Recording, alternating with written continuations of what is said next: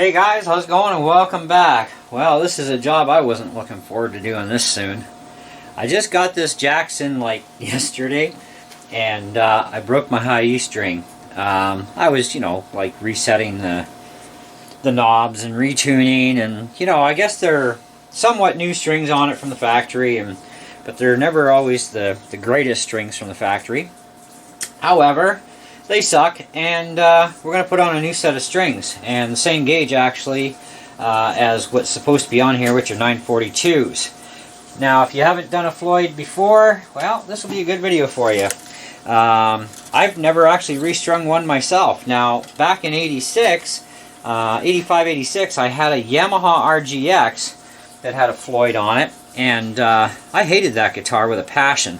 I could never get the thing to stay tuned right, and I even took it into the tech, and of course Floyds were really new back then and nobody really knew much about them, and it was a lot of frustration for the two of us, and I just finally gave up on the guitar and said, forget it, no more Floyds for me. Otherwise, beautiful guitar. I mean, I love that guitar otherwise, just the tuning sucked.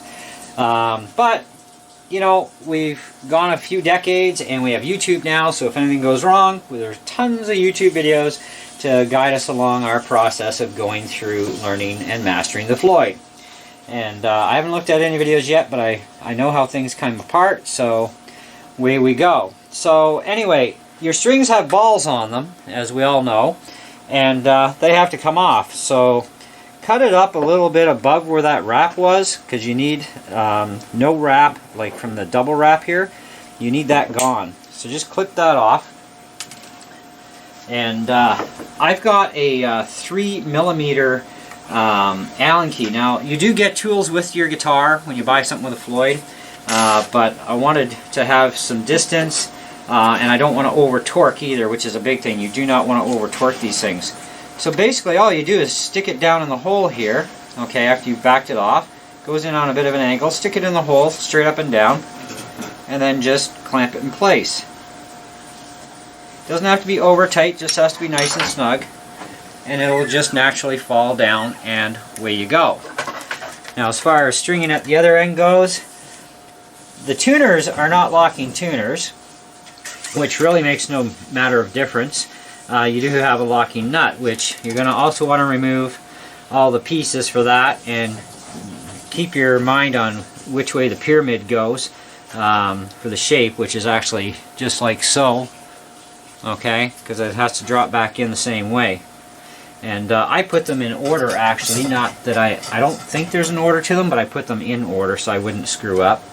So it's the same process really as doing any other guitar. Now, I usually like to go to the 4th fret, and then I'll pull a little bit of extra through, and then I do what's called an over-under wrap. So I'm going to go over the top first,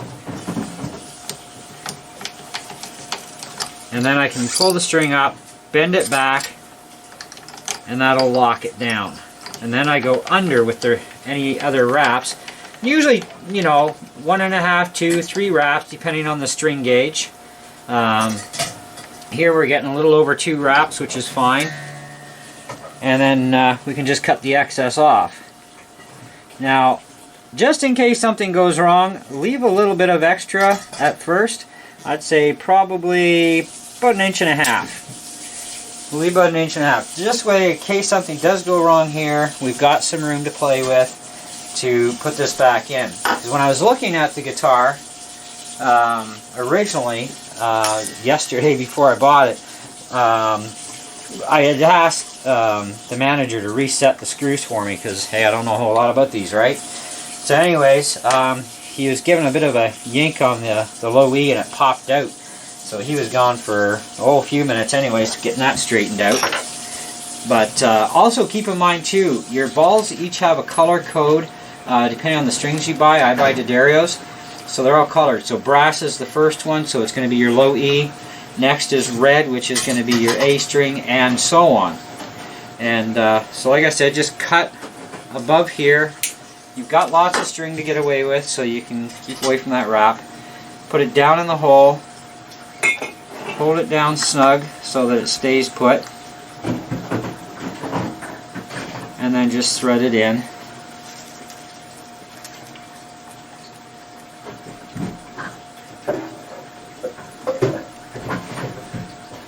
and it's going to crimp against the string. So I just want to check this one. Yeah, that's good. And that's all that holds the string in there. It's like, wow, that's kind of like freaking cool. Like I said, I never had a chance to restring my Yamaha RGX, so I have no idea the process involved back then. And it's one of those things where, you know, it's like, if I need it restrung, I'll just take it in and have it done, right? But now I know how to do all this stuff with any guitar, and I can set them up. And I figured, well, I'm going to try this myself the first time. What can go wrong? And if anything does, YouTube's full of videos. But I knew right away that those balls had to come off once he had yanked at the string and it came out of the thing. So I was like, okay, cool. So we know one thing already. Anyway, so we just keep going. We do the same process for all the strings. You know, you just need a couple wraps on each post.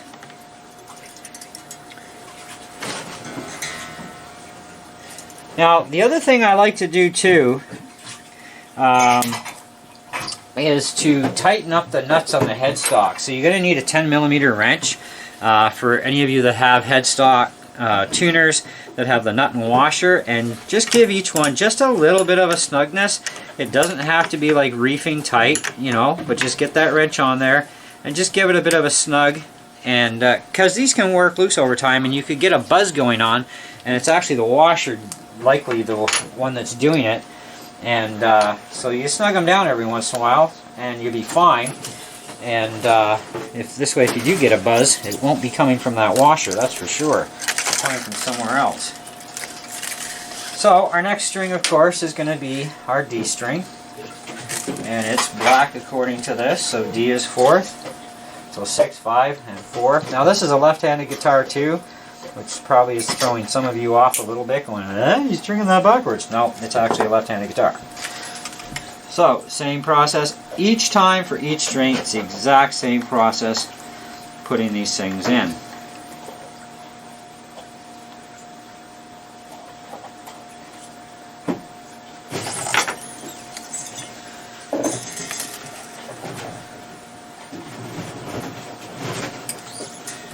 Now, when you get down to your B string and your high E, those you're going to want to actually have about probably 4 wraps on, even with the over-under lock technique.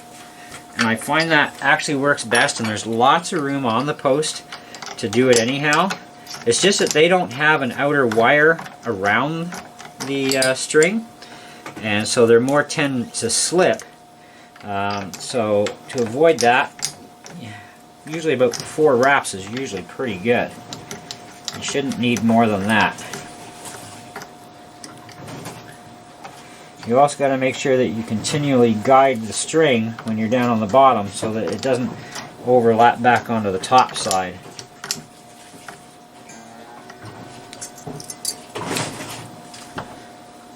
And again, leave about an extra inch or so. And you're going to do this until you stretch the strings, tune it, stretch and tune, stretch and tune, stretch and tune. And being a Floyd, it's going to take quite a bit according to the manual. I was reading it and I'm like, oh great, this is going to be fun. So they say don't mess with any of these until after you stretched your strings a lot and the tuning stays really good. Then you can lock them down and mess with your tuners for your fine tuning afterwards. Now you got to block the tremolo too, aka whammy bar, and one way of doing that is actually with a couple batteries. Now what I'm noticing right now is I've got a slight down dip. I've got to bring that up just a hair before I start really tightening down. So I'll be right back and I'll show you how to do that. Okay, so what we're going to do is we're just going to set the whammy bar in here, and we're just going to bend up just a little bit, and we're going to check and see our thickness. And I still need a little bit more, so that means we need yet another card in here. So they talk about business cards. Now, just to not have to redo this again, we're going to take this piece of cardboard I've got, and we're going to jam that like so.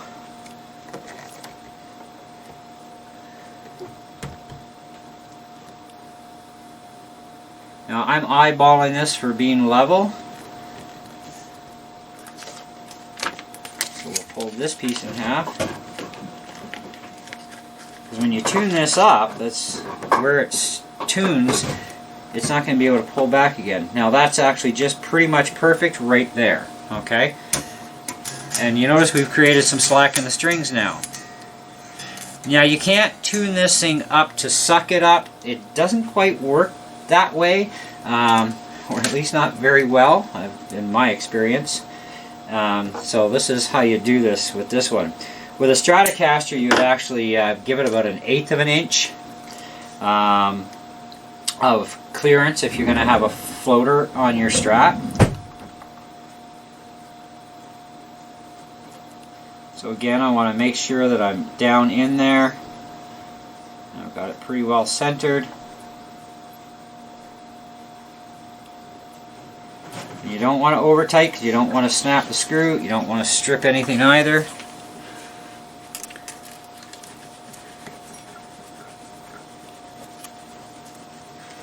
Now this is one of the bare ones, but it's still a pretty thick string, so I'm just going to pull back a little bit extra than what I normally would.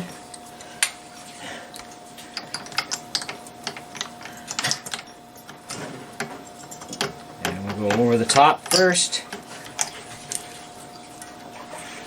I don't know how much of this is getting in frame. I can't see the camera while I'm doing this, but hopefully you get the idea as I'm explaining it to you anyhow.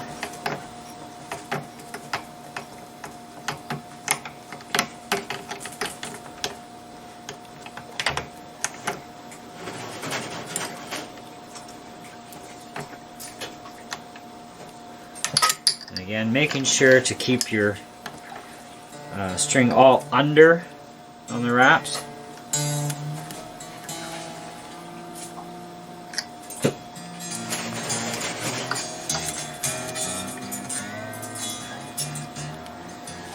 Now when we do our final tune, we're going to do it with the tremolo blocked so that we get everything right where we need it.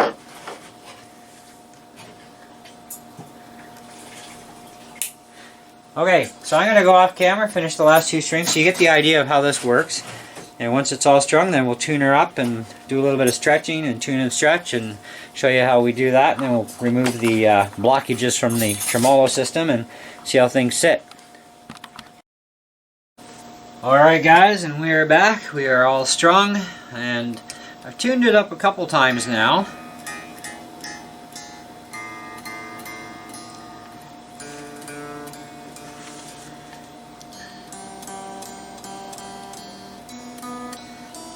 And she's starting to hold pretty good now.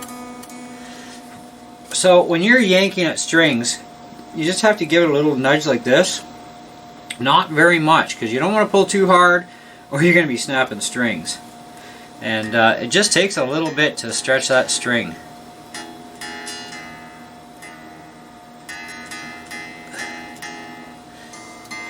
Now what you don't want to do is tune above pitch to try stretching your string. That's actually a stupid thing to do.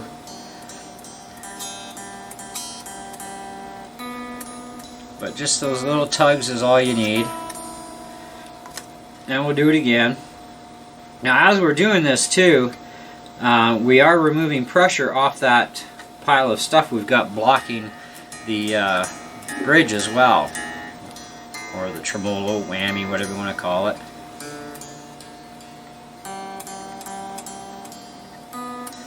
And this takes several times of doing this, because you want your strings to sit. You want them to settle down so that when you do your fine tuning later, everything stays proper. Doesn't mean the guitar is going to stay in tune forever. Doesn't mean it's going to stay in tune for more than a couple of songs. It just depends on, you know, how much you run your hand into the whammy bar or the bridge. Depends on how nutty you are with the whammy bar too.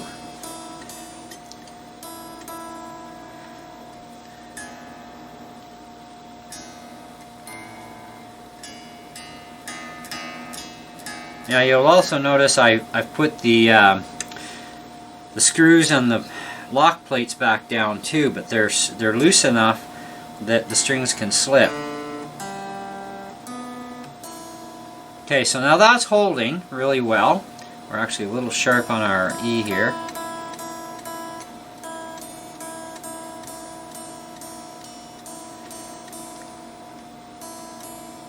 So now what we can do is we can lock these down. Now it's going to put a bit of a pressure on the strings,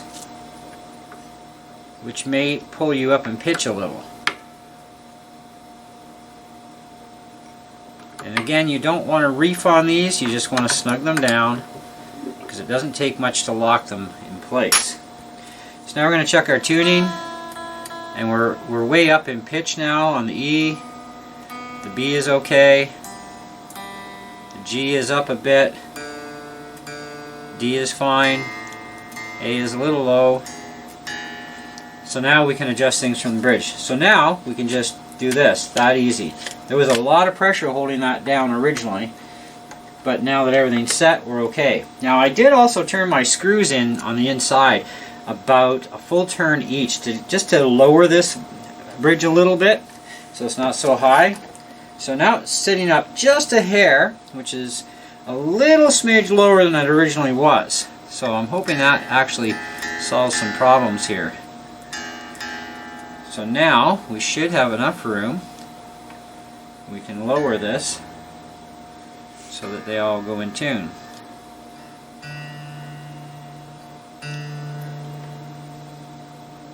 Now as we play, we're going to stretch strings, we know this, and so we'll be able to go back in with the threads eventually.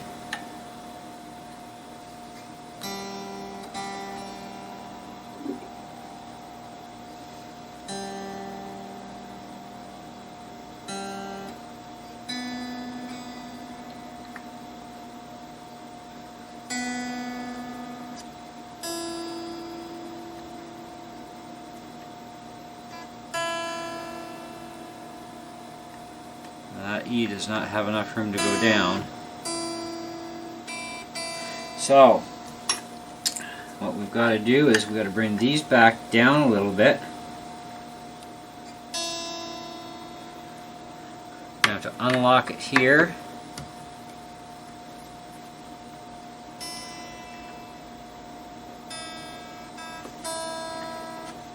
Now we're going to tune the E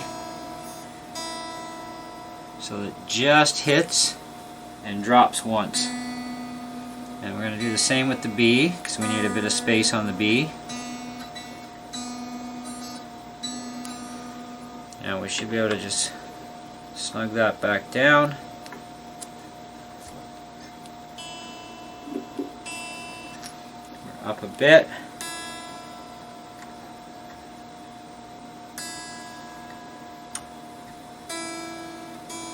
This would be the tricky part about setting up a Floyd.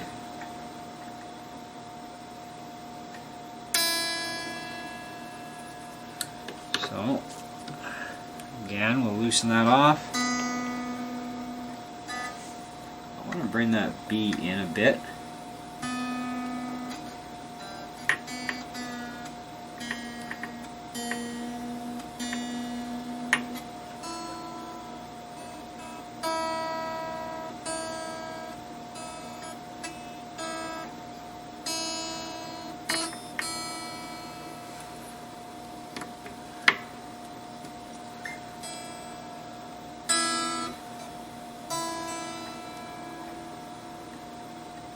You need enough room to be able to tune things.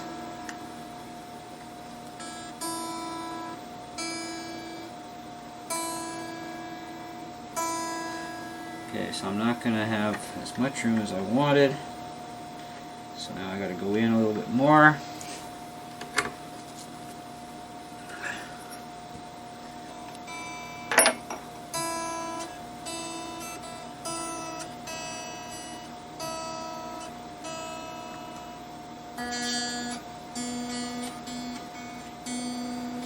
So you don't want to bring it right to pitch. You want to have it just below it a little bit.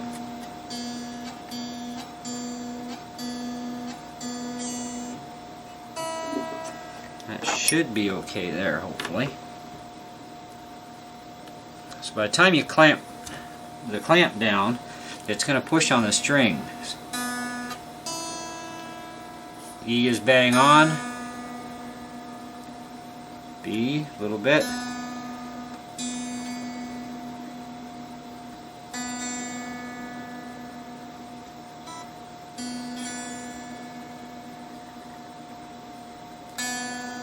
It's good.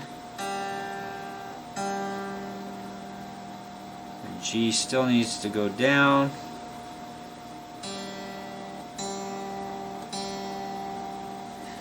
Now, we're pretty much out of room for going down with on the G. So what I want to do now is I want to loosen that off. I'm going to put this down a few turns.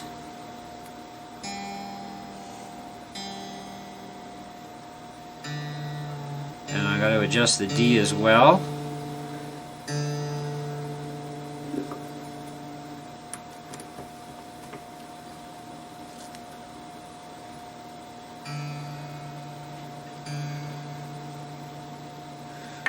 Make sure that's snug.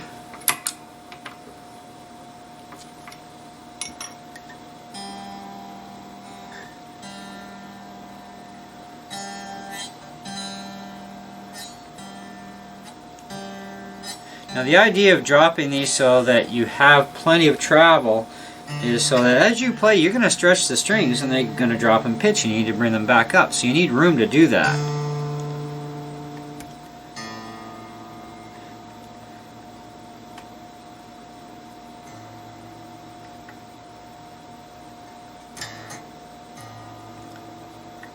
The A is going to give me a hard time, so we're going to have to drop these. So we'll loosen that off. 1, 2, 3. Probably about 3 turns each ought to do it.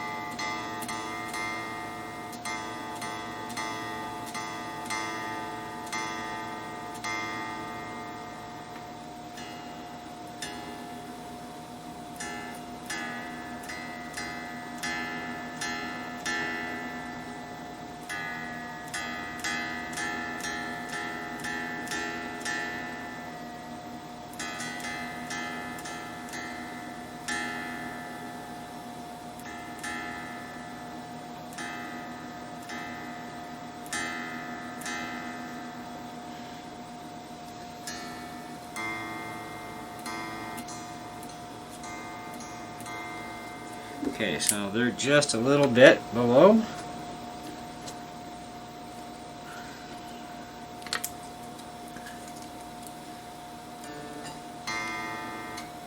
A is on.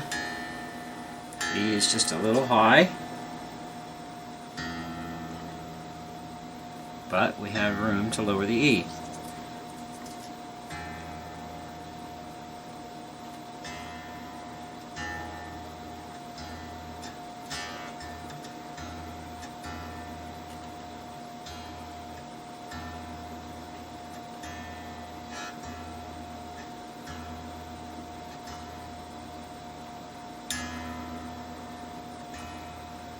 That's it. So we're all set. And that is how you change strings and set up your Floyd Rose on your guitar. These things can be a real pain in the neck, but they are nice nonetheless. Now I'm not messing with the intonation. The intonation is actually really super close, more than close enough, even with the factory strings that were on it. I've checked it, and it tunes rather well, stays there pretty decently. So I'm not messing with the intonation. You may or may not have to mess with your intonation from the factory. It depends on how well they set it up. This one was actually set up quite well for the intonation, thankfully, because I really hate messing with that too on Floyd's. Can be a real drag, because you also have to back the string right off, and then you've got to loosen off the screw. You got to push it back a little bit, tighten it back up, retune back up. It's a real process just to get that intonation just right. So when you think about setting up the intonation on a guitar as perfectly as possible, okay, and I hate using the word perfect, but you get the idea. On a Strat, it's real easy, and any other electric guitars that have just screws to move the saddles in and out, right, from the backside, too simple, right? With these, it's a little bit more different, a little bit more delicate movements, and at the same time, it's not going to be as dead precision that you'll be able to get it compared to how you can get a Strat or a Telecaster, well, Tele with 6 saddle anyway, and you get the idea, right? So these are a little bit different. One of my students actually has an Ibanez with a similar type of system, and oh man, that thing's a nightmare. And it doesn't even have a Floyd. It's a full floater, capable, but it's not a Floyd, but it's still a real pain in the neck with using these set screw basically kind of ideas, you know, so not a real pile of fun there. But that's the basics, guys, of how you do this, and you know, just make sure you don't reef too tight on this stuff. And same as when you put your strings into each saddle, don't over reef on these screws. There's no need for it. They have kind of like a weird shaped block here that crimps the string as you tighten it in, so it's going to hold it, right? But you don't want it loose, but you don't want it too tight. So it's kind of one of those things where you got to learn to judge what snug really means compared to reefing on something. You don't reef. You just go until it stops on its own, and just a bit of an extra twist to snug it, and that is all you need at this end, okay? Like I said, leave some extra just in case something goes funky one end or the other. At least you've got a little bit of stretch room there in case any of your strings do happen to slip here. Now, the idea of a locking nut is so that if you do jar your tuners here, your strings are not going to move. And it does not take much pressure to hold these strings perfectly locked, or properly locked, we'll say, for a better word. But anyways, so I'm going to go have some fun and play this thing, and I'm going to see what this thing sounds like with brand spanking new strings on it, because, yeah, I have the factory strings, so this should be a nice treat. First I got to clean up the mess in here. But anyways, guys, thanks for watching. I hope you enjoyed the video. Sorry for the length, but, you know, there's not a ton of videos that are going to walk you through the entire process like this. You know, there are some, but I figured I'd do my part and put one up so that people have another option as well, and to see also how I do things for setting up this sort of a dealie. And just as a note as well, because you know how I like to keep it real on my channel, I did not do any pre-studying on how to actually do this. I knew that this string, when it popped out at the store, did not have a ball on the end. At first I thought, well, maybe it's just the ball was dropped down inside and the string had broke, but it wasn't that. It is actually the way this is done. The manual does cover some of the ways to, you know, do this stuff, but not as detailed as it should be. So when we do the review on this guitar, we'll be talking about the manual's clarity or unclarity. Yeah, so I've never actually changed strings on a Floyd until today, but because I got the idea on how it's done, I know how to do it now. And I knew before getting into this video what I had to do at this end, so the rest of it's pretty simplistic from there. You know, it doesn't take a lot of brain power. It does take some finicking with the screw heights, because these are not going to be all the same heights, so don't be deceived by that. And you cannot set them to all the same heights because of the way tuning actually does work, okay? And I will say one more thing. When you have to loosen one of these things and then tighten back up, that's a normal action that gets done at the tuning side here too. If you go up in tuning, so you go above pitch because you turned it too much, you do have to drop it back down below and then back up again in order to keep the pressures properly balanced, the same way you would with your tuners at this end. You don't down tune to a note, you down tune underneath and then you come back up to pitch, and this end will work the exact same way as what this end would. So, which kind of makes you wonder why they put a tuning bridge on this. I mean, it's a nice setup. I like the Floyd and everything to certain extents, but there's really no need for any of these if you were to get rid of a locking system and just put a regular nut there, other than the fact that with this headstock design and the way the high E really arcs back, it's actually just catching the side of the headstock. It's not quite overlapped like on the outside edge, but it's pretty darn close. So I think that's part of the reason why you have to be able to lock it, which means you had to have this here. It's a design system, I guess. I really have no clue on the particulars of that. Just my thoughts behind it. Had they changed the arc a little bit on the headstock so that things were more in line coming this way and shooting off the way technically it should, we wouldn't need actual fine tuners here. We'd just be able to do everything from there. But then I guess that would take away from some kind of a toy that could frustrate the heck out of you until you figured out how to use it right. So maybe that was their idea. Who knows? But anyways, thanks again guys for watching, and we'll catch you on the next one. See ya.